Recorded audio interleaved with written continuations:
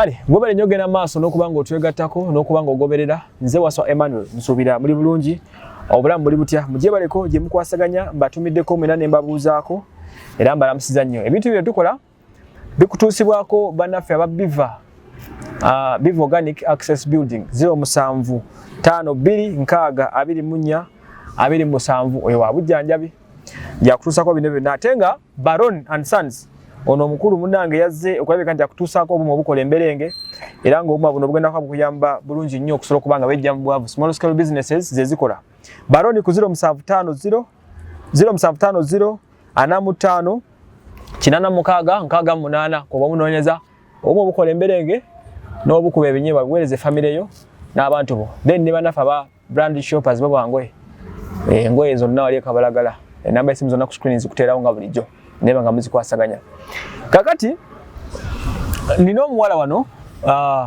waliwo embeera z'amakampani agasaabaza ebintu. This is not the first time nga nfuna omuntu acomplaining ku company ezisaabaza abantu nze nga nzigoberereze FM enjawulo n'owulira company A company B ne batikka ebintu by'abaana nga 10 ne babikuba niyita batuukako ate okusinga bafunza nnyo abaana b'omu Middle East awo naddala b'e Jordan, Oman ne Saudi kanyaga tugeze okusosola n'ensonga olwalirira ensonga nde nga njuli okumala ngo emyezi 3 njagala kumanya abaana bano company ki na biki ebyagenda mu maaso nkwaniriza nnyabo kale sebo oli otya yende jebaleko kale nawo jeba naye ongera ku ddoboozi nga lembadde njogeza okay amanya go manya gange mtibo Olivia K Mbabazi yes ono luga 40 mbuzaako mu lutolo sivirota nsibire kulungi nsibire kulungi kakati ensonga eriwo Olivia K Mbabazi kiki ekikuleese wano wawankubidde ngamba ebintu mu byabula tandika okunnyonnyola bintu kyebyo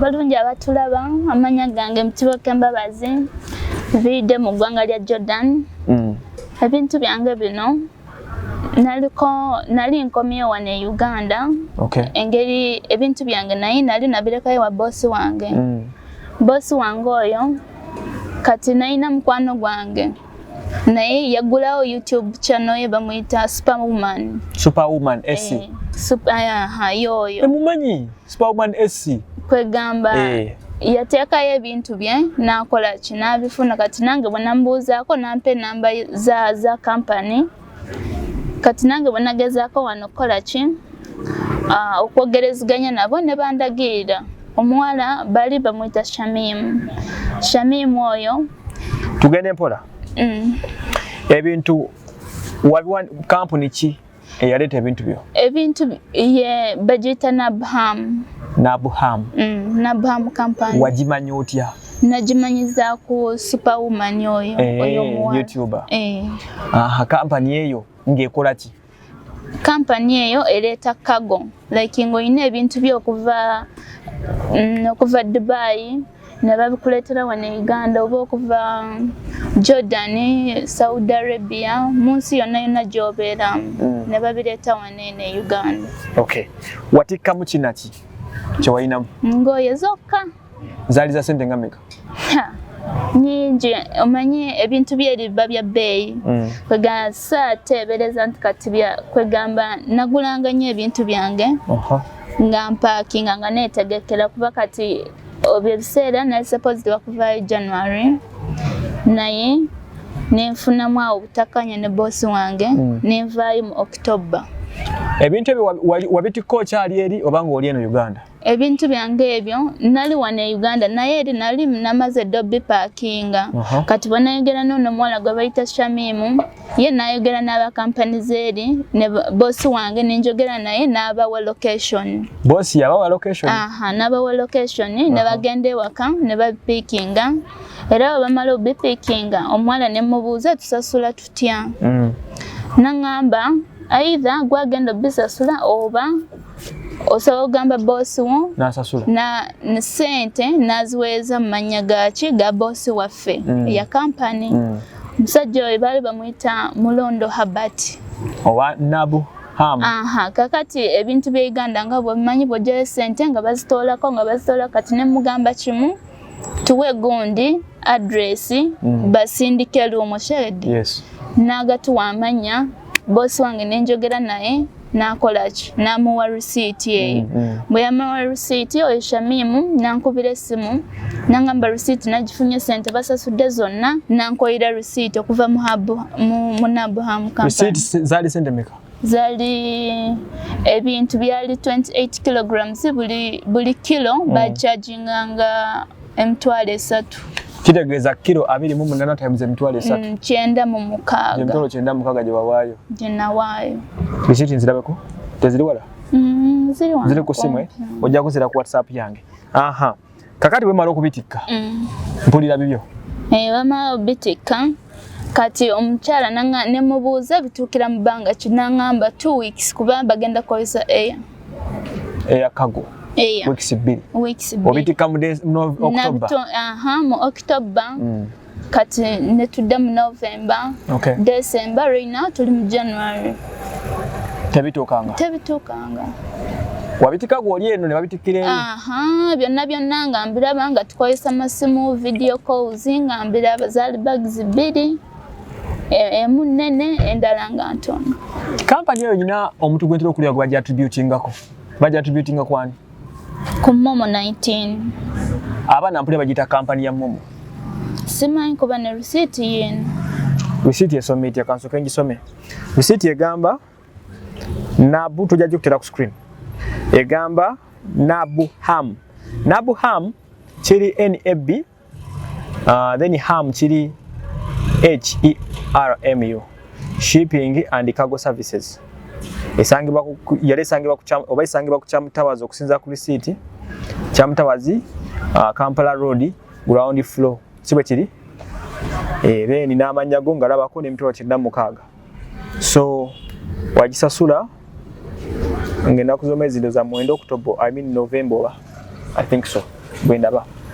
Kakati kampani eyo obadde ngo connectinga nani?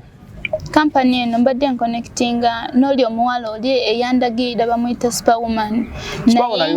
Superwoman ali bweru though yali yakomawo naye ndowooza yaddayo. Kati wadde ngo connectinga ne Superwoman?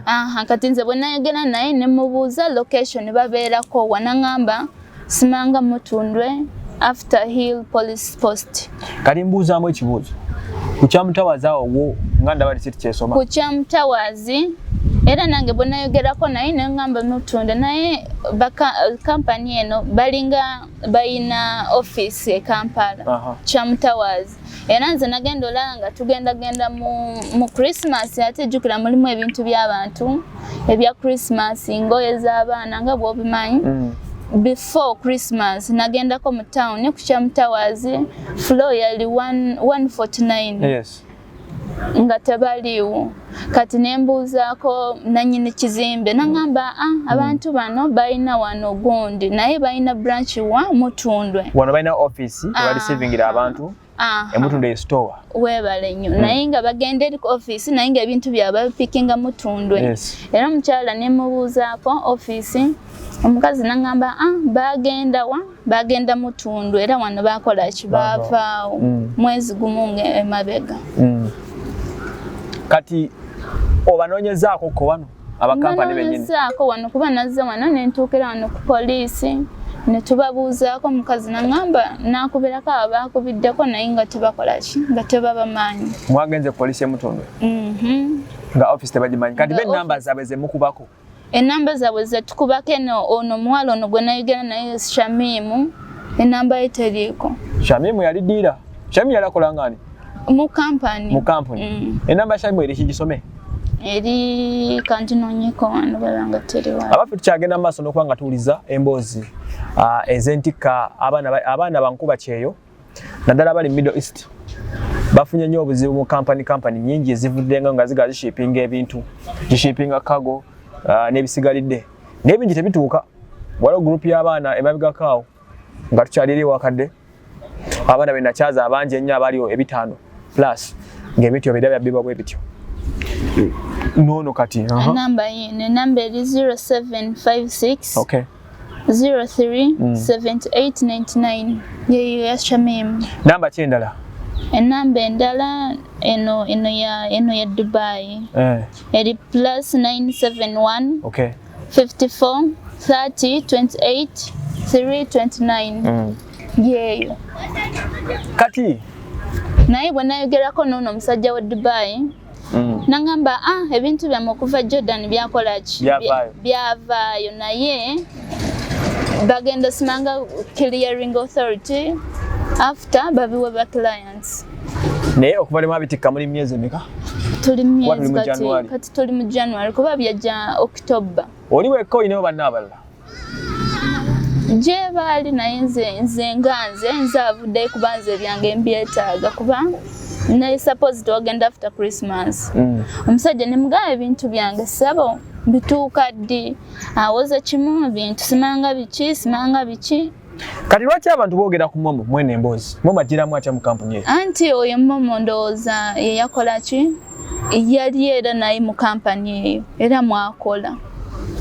abalinako akakwate abalinako akakwate kubeera Momo yeyagirangirira nkufuna bulungi yagikubiranga obulago n'agibamanyisa nkutegedde bulungi nnyo bino omusajja byanziramu ono yewawa ebintu byajja naye tugenda bikiriyalinga tujja kuba tubategeeza eno message yagikuweereza ddi yagimpeereza kandabe